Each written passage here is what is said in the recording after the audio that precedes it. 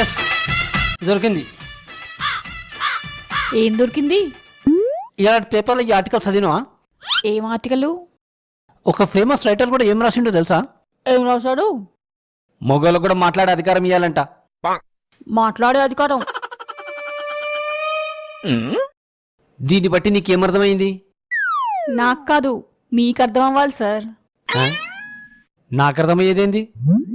Famous writer అయ్యుండి కూడా ఆ విషయాన్ని రాతలో మాత్రమే చెప్పాడు.